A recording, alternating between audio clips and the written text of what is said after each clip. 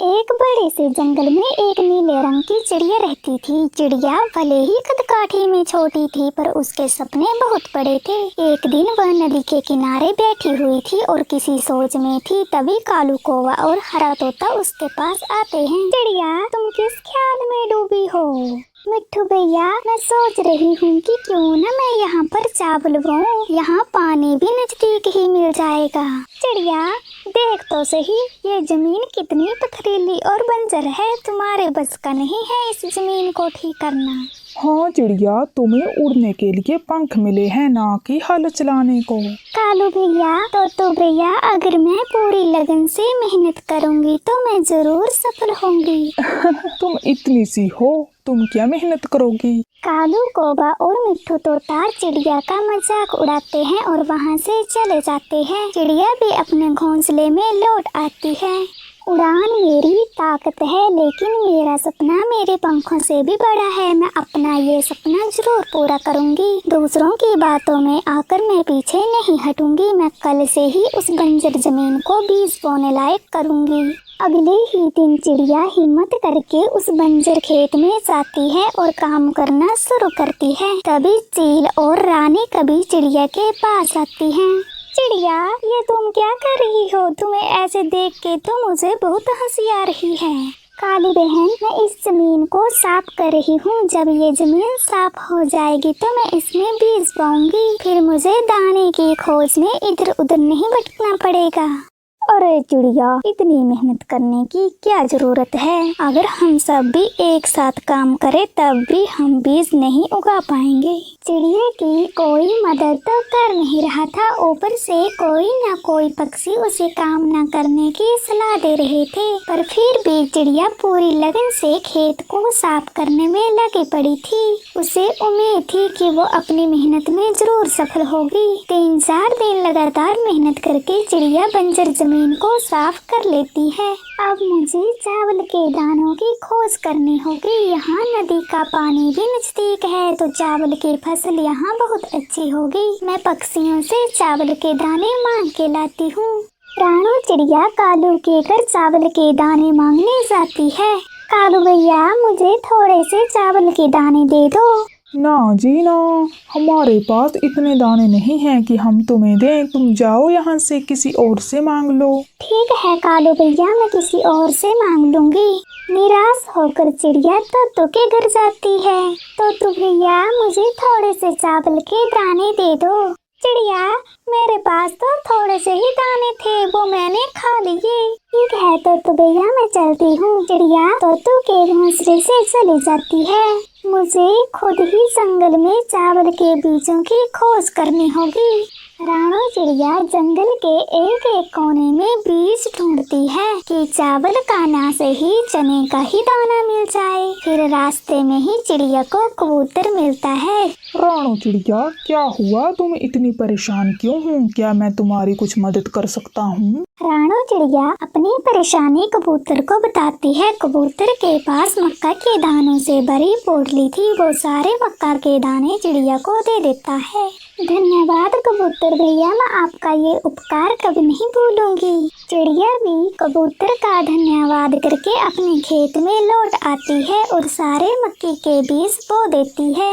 भला हो उस कबूतर का जिसने मुझे इतने सारे दाने दिए। मैं उसका ये उपकार कभी नहीं भूलूंगी। फिर चिड़िया भी काम खत्म करके अपने घोंसले में लौट जाती है।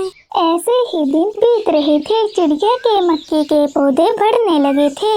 कालू जी, आपको पता है चिड़िया की बहुत अच्छी फसल हो रखी है, हमें उससे दोस्ती करनी चाहिए। हाँ रानी कवि, मैं भी यही सोच रहा था। हमें चिड़िया को अपनी मीठी मीठी बातों में फंसाना होगा। चलो कालू जी, देरी क्यों करते हैं?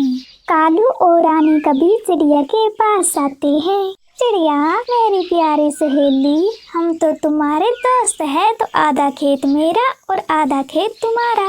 रानी बहन, ऐसे कैसे हो सकता है? तुमने कोई मेहनत नहीं की तो आधा खेत आपका कैसे हो सकता है? चलो भागो यहाँ से। चिड़िया, अब तू ज्यादा चूं कर रही है। रानी बहन, मुझे परेशान मत करो, आप जाओ यहाँ से। चिड़िया की बच्ची, तुझे तो मैं देख लूंगी, बड़ी चूं चूं कर रही है। गुस्से में कौवे वहाँ से चले जाते हैं। फिर मिट्ठू तोतू वहाँ आता है। चिड़िया बहन, तुमने कर दिखाया जो तुम चाहती थी। हाँ मिट्ठू भैया, मेरी मेहनत रंग लाई। चिड़िया बहन, तुम्हारी फसल कुछ दिनों में तैयार हो जाएगी, तो तुम अपनी फसल का ध्यान रखना। कालू जी, वो चिड़िया कितनी चूं चूं कर रही थी, अब ना रहेगा उसका खेत। हाँ रानी कवि, हम उसके खेत में आग लगा देंगे। फिर चिड़िया ऐसे रोएगी। हाँ काली। रात होते ही कौवे चिड़िया के खेत में आग लगा देते हैं। चिड़िया का घोंसला नजदीक ही था, तो उसे आग की लपटें दिखाई देती है, तो वो खेत में आ जाती है और जोर जोर से चिल्लाने लगती है। अरे दोस्तों, जल्दी यहाँ आओ, मेरे खेत में आग लग गई है, मेरी सारी मेहनत बर्बाद हो जाएगी। हे भगवान, ये आग कैसे लग गई? कोई तो इस आग को बुझा दो। चिड़िया की आवाज सुनकर सब पक्षी खेत में इकट्ठा हो जाते हैं। रानो चिड़िया, तुम फिक्र मत करो, अभी आग थोड़ी ही लगी है, अगर हम सब मिलकर चाहें तो इसे बुझा सकते हैं। सब मिलकर नदी से पानी लाकर आग बुझाने का प्रयास करते हैं। लगातार प्रयास करने के बाद खेत में आग बुझ जाती है और चिड़िया की आधे से ज्यादा फसल बच जाती है। धन्यवाद दोस्तों, आज आपकी वजह से मेरी मेहनत खराब नहीं हुई। मैं आपका ये उपकार जीवन भर नहीं भूलूंगी। चिड़िया, तुम्हारे खेत में ये आग कौवों ने लगाई है, मैंने उन्हें देखा था तुम्हारे खेत की तरफ जाते। हाँ चिड़िया, मैंने भी देखा था कौवों को। चिड़िया, तुम उन कौवों को छोड़ना मत, वो बहुत बिगड़े हुए कौवे हैं। ये कौवे तो बहुत बुरे हैं, गलत कामों से कभी बाज नहीं आते हैं। मैं कल सुबह ही उन्हें अच्छे से सबक सिखाऊंगी। हाँ चिड़िया, अभी हमें घर जाना चाहिए। पक्षी अपने अपने घोंसले में लौट जाते हैं। सुबह होते ही चिड़िया कालू के घर जाती है। चिड़िया, तुम डंडा लेकर क्यों आई हो? तुम दोनों ने मेरे खेत में आग लगाई, बेशर्मो, मैं तुम्हें छोड़ूंगी नहीं। अरे नहीं नहीं चिड़िया, हमें माफ कर दो, हम दोबारा ऐसा काम कभी नहीं करेंगे। और जो तुमने मेरी फसल जलाई उसका क्या? चिड़िया, मेरी प्यारी सहेली, मेरी रानो सहेली, प्लीज मुझे माफ कर दो, हमें मत मारो। चिड़िया कौवों की डंडे से खूब धुलाई करती है। कालू जी, चिड़िया ने मेरा पंख तोड़ दिया। काली, मेरा भी प्यार तोड़ दिया उस छोटी सी पिद्दी भर चिड़िया ने।